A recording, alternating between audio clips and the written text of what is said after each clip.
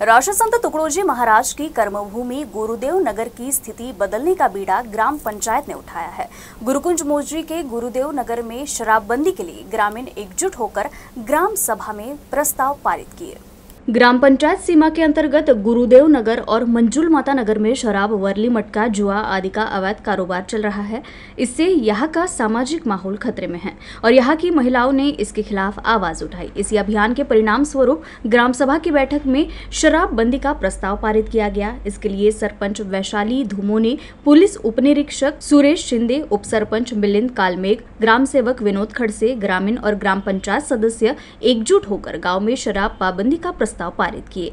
गांव में शराब की बिक्री से ग्रामीणों को ही नुकसान उठाना पड़ा है। कई लोगों का जीवन भी अस्त व्यस्त हो गया है। इसीलिए ग्राम पंचायत ने राष्ट्रसंत तुकडोजी महाराज की कर्मभूमि गुरुदेव नगर की स्थिति बदलने का बीड़ा उठाया। साथ ही चेतावनी दी गई है कि अगर प्रस्ताव जल्द लागू नहीं किया गया तो सड़क जाम आंदोलन किया जाएगा। आज इथे ठराव झालेला आहे दारूबंदीचा आणि गेल्या बरेच वर्षापासून 17 ते 18 वर्षापासून इथे दारूचा व्यवसाय आणि याच्या अगोदरही व्यवसाय होता। ह्या व्यवसायामुळे आम्ही ज्या महिला आहे खूपच त्रासलेल्या आहे। त्याच्यामुळे हा जर दारूचा प्रस्ताव जर सरकारने आमचा मान्य केला नाही, दारूबंदीचा प्रस्ताव जर सरकारने आम्हाला हा मान्य केला नाही आणि जो आज हा इथे प्रस्ताव झालेला आहे ग्राम सभेमध्ये जे प्रस्ताव ठरलेले आहे ते जर मान्य झाले नाही तर आम्ही हायवे नंबर 6 वर चक्काजामचा इशारा करत आहोत। वैशाली विनोद धूमोने, मी सरपंच गुरुदेव नगर। आज आमची ग्राम सभा होती।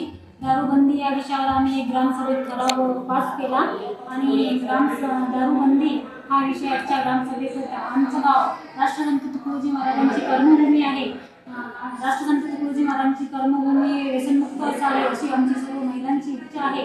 21/7 पर्यंत जर दारूमुक्त गाव झालं तर ठीक, नाही तर आम्ही 22/7ला 22/7/2024ला हायवे नंबर 6 वर चक्काजाम आंदोलन करू। कालच आम्हाला गुरुदेव नगर येथून महिला वर्ग आणि सरपंच वैशाली धुमोने यांनी रितसर तक्रार आम्हाला दिलेली आहे आमच्या अमरावती विभागीय उपआयुक्त। त्या तक्रारीच्या अनुषंगाने आज आमच्या स्टाफ सहित आम्ही इथे आलेलो आहे। पंचासमक्ष प्रत्येक घरात जाऊन झडती घेतली व तिथे पंचनामे केलेले आहेत, पण आम्हाला सध्या अजून काही दारू मिळून आलेली नाहीये।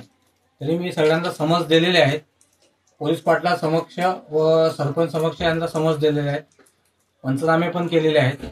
याच्या व्यतिरिक्त जर यांच्याकडे नंतर कधी जर दारू जर मिळाली तर यांच्यावर गुन्हे दाखल करण्यात येणार आहे।